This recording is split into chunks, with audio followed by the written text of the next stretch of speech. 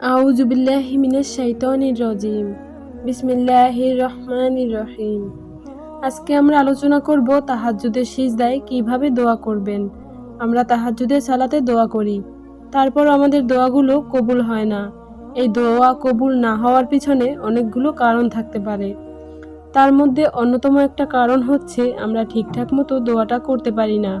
তাহাজ্জুদের সালাতে কিভাবে দোয়া করবেন, কিভাবে দোয়া করলে আপনার দোয়াটা তাহাজ্জুদের সালাতে কবুল হবে, এটা অনেক গুরুত্বপূর্ণ বিষয়। আপনি যদি দোয়া করতে নাই পারেন তাহলে আপনার দোয়াটা কবুল হবে কিভাবে? হয়তো আপনার সাথে এমনটা হয়, আপনি দোয়া করছেন তাহাজ্জুদ সালাতে কিন্তু আপনার দোয়াটা কবুল হচ্ছে না। তো চলুন আজকে আমরা যেভাবে আলোচনা করব যে তাহাজ্জুদের সালাতে কিভাবে দোয়া করতে হবে, আপনি সঠিকভাবে জেনে তারপরে দোয়াটা করুন, ইনশাআল্লাহ আপনার দোয়া কবুল হবে। প্রথমত আপনাকে খেয়াল রাখতে হবে তাহাজ্জুদের সালাত পড়ার জন্য আপনি কোন সময় উঠছেন ঘুম থেকে। মূলত তাহাজ্জুদের সালাতে আপনাকে ঘুম থেকে উঠতে হবে ফজরের আজানের আগে। এখন বিভিন্ন এলাকায় বিভিন্ন সময়ে ফজরের সালাতের জন্য আজান দেওয়া হয়। তার মধ্যে আপনার আহলে হাদিস তারপরে হানাফি মাযহাব, এই দুটো মাযহাবে আজানের সময় ভিন্ন ভিন্ন থাকে। তো এই সমস্যাগুলোর কারণে তাহাজ্জুদের সালাতের সময় কখন শেষ হচ্ছে এটা নির্ধারণ করা মুশকিল হয়ে যায়। তো আমি আপনাকে একটা সঠিক এবং সহজ পদ্ধতি বলে দিচ্ছি, সেইটা আপনি অ্যাপ্লাই করবেন, দেখবেন ইনশাআল্লাহ খুব সহজেই আপনি টাইমটা নির্ধারণ করতে পারবেন। প্রথম বিষয় হচ্ছে আপনার এলাকার বা আপনার আশেপাশের মসজিদে কোন সময় আজান দিচ্ছে আপনি সেটাই দেখবেন। আপনি যে কোনো একটা মসজিদকে নির্দিষ্ট করে নেবেন ফজরের সালাতের আজান কোন সময় দিচ্ছে সেটা। আর যদি আপনার কাছে আজানের বা নামাজের টাইম টেবিলগুলো থাকে 5 ওয়াক্তের, তাহলে খুবই সুবিধা হবে। আর না হলে যে কোনো একটা মসজিদকে আপনি নির্দিষ্ট করে নিয়ে সেই মসজিদে কখন আজান শুরু করছে সেই জিনিসটা আপনি দেখে নেবেন প্রথমে। তারপরে সেই মসজিদের আজানের আধা ঘন্টা আগে আপনি দোয়া এবং নামাজ দুটোই শেষ করে দিবেন। ধরুন ভোর 4টার সময় ফজরের আজান হচ্ছে, তাহলে আপনাকে নামাজ এবং দোয়া শেষ করে দিতে হবে 3:30টার মধ্যে। আর যদি আপনি 3:30টার সময় নামাজ এবং দোয়া শেষ করতে চান তাহলে আপনাকে কোন সময় উঠতে হবে সেটা আপনি ভালোই বুঝতে পারছেন। আপনি মোটামুটি যদি 2:45টার সময় ওঠেন, মানে 2:45-এর দিকে যদি ঘুম থেকে ওঠেন, তারপরে ফ্রেশ হলেন, ব্রাশ করলেন, তারপরে আপনার 3টার দিকে যদি আপনি নামাজে দাঁড়িয়ে যান, 15 মিনিট সময় আপনার এইদিকে চলে যাবে। তারপরে 3টার সময় যদি আপনি নামাজে দাঁড়ান তাহলে 2 রাকাত, 4 রাকাত বা 8 রাকাত নামাজ পড়তে আপনার বড়জোর 20 থেকে 25 মিনিট সময় লাগবে।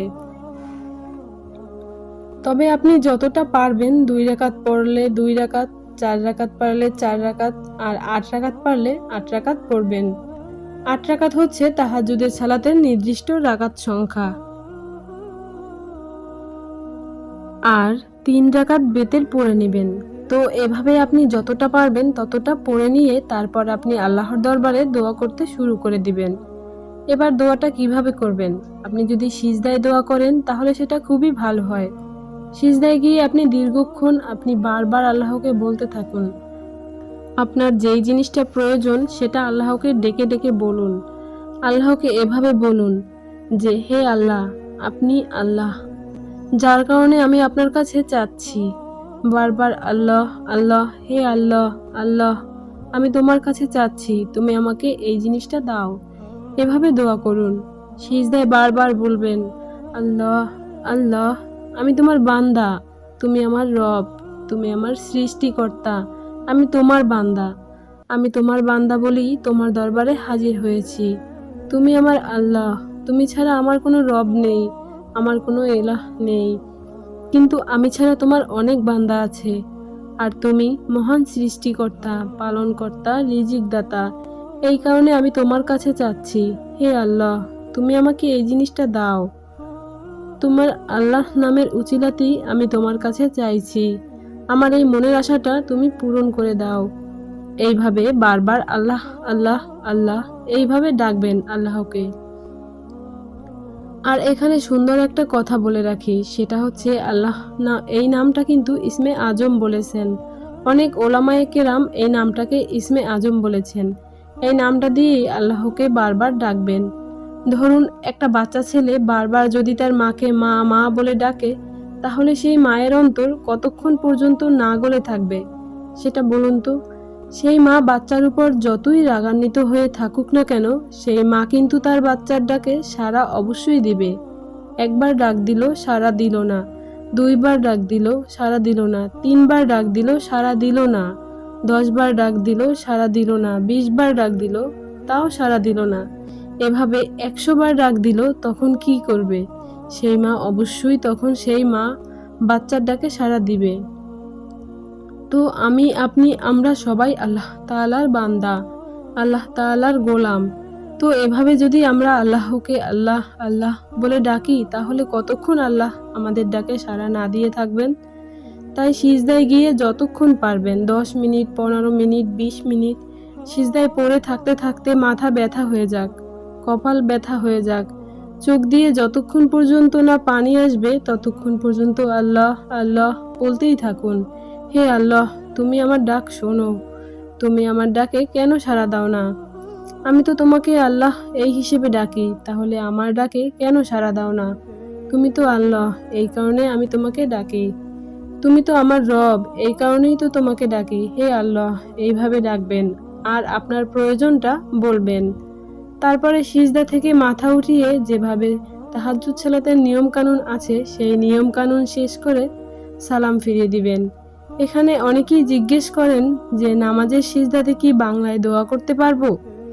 জি হ্যাঁ, অবশ্যই পারবেন। বিশেষ করে তাহাজ্জুদের সালাতে বা নফল সালাতগুলোতে কোনো সমস্যা নেই। অবশ্যই বাংলাতে দোয়া করতে পারবেন, কোনো অসুবিধা হবে না। সিজদায় শুধুমাত্র কুরআনের আয়াত পড়া যাবে না। সিজদায় কোনো রকমভাবে কুরআনের আয়াত পড়বেন না। আল্লাহর প্রশংসা করবেন, আপনি আপনার মতো করে দোয়া করবেন। বাংলায় আপনার যেই ভাষা সেই ভাষায় দোয়া করবেন, কোনো সমস্যা নেই। হ্যাঁ, ফরজ সালাতের ক্ষেত্রে সালাতের মধ্যে বাংলায় দোয়া করা যাবে কিনা সেটা নিয়ে অনেক মতামত আছে, কিন্তু নফল সালাতের ক্ষেত্রে বাংলায় দোয়া করতে পারবেন। তাহাজ্জুদ সালাতের ক্ষেত্রেও পারবেন, কোনো সমস্যা নেই। এবার আসি হাত তুলে দোয়া করার ক্ষেত্রে। আপনি যদি সিজদা দোয়া করতে না পারেন, যদি কোনো সমস্যা থাকে, তাহলে আপনি সালাত শেষ করে দিন, বেতের সালাত শেষ করে দিন। যখন সব সালাত শেষ হয়ে যাবে তখন হাত তুলে দোয়া করুন। হাত তুলে দোয়া করার ক্ষেত্রে প্রথমে আল্লাহর প্রশংসা করবেন, তারপরে দরুদ শরীফ পড়বেন। প্রশংসা করার জন্য সবচাইতে সুন্দর বাক্য হচ্ছে আলহামদুলিল্লাহ বা আলহামদুলিল্লাহি রব্বিল আলামিন। এইটা পড়বেন 3-4 বারের মতো, বা তার চাইতে বেশি পড়লে আরো ভালো। তারপরে দরুদ শরীফ পড়বেন কয়েকবার। তারপরে আপনি হাত দুখানা আল্লাহর দরবারে তুলে এইভাবে দোয়া করবেন, যেভাবে পূর্বে শিখিয়ে দিয়েছি। হাত দুখানা একেবারে আসমান পর্যন্ত উঠিয়ে দিবেন। মানে আমরা সাধারণভাবে যেভাবে দোয়া করি, মুখ বরাবর হাত দুটো রাখি, এভাবে দোয়া করবেন না। মানে হাত তুলে দোয়া করার 3টা অবস্থান থাকে। একটা হচ্ছে মুখ বরাবর হাত উঠিয়ে, একটা হচ্ছে একটু উপরে উঠিয়ে, আর একটা হচ্ছে একদম পরিপূর্ণভাবে উপরে উঠিয়ে। মানে হাত দুটো একেবারে লম্বা করে দিয়ে মাথার উপরে উঠিয়ে পরিপূর্ণভাবে আল্লাহর দরবারে আল্লাহকে ডাকা। আর এইভাবে পরিপূর্ণভাবে হাত উঠিয়ে দোয়া করাকে বলা হয় কাকুতি মিনতি করে দোয়া করা, করুণা করে দোয়া করা। মানে মনে করুণার সুরে একেবারে হাত দুখানা একেবারে উঠিয়ে উপরে উঠিয়ে দিয়ে বারবার আল্লাহ আল্লাহ আল্লাহ বলে এভাবে ডাকাকে বলা হয় করুণার সুরে দোয়া করা। মানে আপনার পরিস্থিতি যদি এমন হয় যে এখনই লাগবে, আপনার যেটা চাই এখনই দেওয়া লাগবে, মানে এই জিনিসটা আপনার লাগবেই, তখন আপনি এইভাবে হাত দুখানা একেবারে উপরের দিকে উঠিয়ে দিয়ে আল্লাহকে বারবার ডাকতে থাকবেন, আল্লাহ আল্লাহ আল্লাহ। হে আল্লাহ, তুমি আমাকে এই জিনিসটা দাও। হে আল্লাহ। গত কয়েকদিন আগে একজন আলেম, বাংলাদেশি আলেম, ওনার নামটা আমি বলছি না, উনি বলছিলেন উনি যখন জেলে ছিলেন, জেলে থাকা অবস্থায় ওনার উপর খুব টর্চার করা হয়েছিল। তো তখন উনি এইভাবে হাত দুখানা উপরের দিকে উঠিয়ে আল্লাহ আল্লাহ আল্লাহ, হে আল্লাহ, এইভাবে আল্লাহকে বারবার ডাকতেছিলেন এবং এমনভাবে ডাকছিলেন যে আকাশ বাতাস ভারী হয়ে গিয়েছিল। তার ডাকে, মানে এমন ডাক তিনি শুরু করেছিলেন যে দোয়া কবুল হয়ে ছেড়েছে শেষ পর্যন্ত। দোয়া করতে করতে আশপাশ একদম নিস্তব্ধ হয়ে গিয়েছিল, একদম সবাই অবাক হয়ে গিয়েছিল। তিনি এমনভাবে আল্লাহকে ডাকছিলেন, হাত দুটি উপরে উঠিয়ে, হয়তো অনেকেই সেই ভিডিওটা দেখেছেন। কান্না করেছিলেন আর ডাকছিলেন। এমনিতেই মাজলুমের দোয়া আল্লাহ তাআলা তাড়াতাড়ি কবুল করে নেন। তারপরে তিনি দোয়া করার যে ভঙ্গিমা ছিল, দোয়া করার যে নিয়ম ছিল, সে নিয়মটা একেবারে সঠিকভাবে পালন করেছেন, যার কারণে তেনার দোয়াটা আল্লাহ তাআলা আসমানের উপর থেকে কবুল করে নিয়েছেন। তো আপনিও যদি এভাবে দোয়া করতে পারেন, আল্লাহকে ডেকে ডেকে বারবার, মানে সেই করুণার সুরে ভক্তি সহকারে বারবার যদি রাখেন আল্লাহ, আর এইভাবে দোয়া করেন, তাহলে আল্লাহ তাআলা অবশ্যই আপনার দোয়াটা কবুল করে নেবেন ইনশাআল্লাহ। আসসালামু আলাইকুম ওয়া রাহমাতুল্লাহি ওয়া বারাকাতুহু।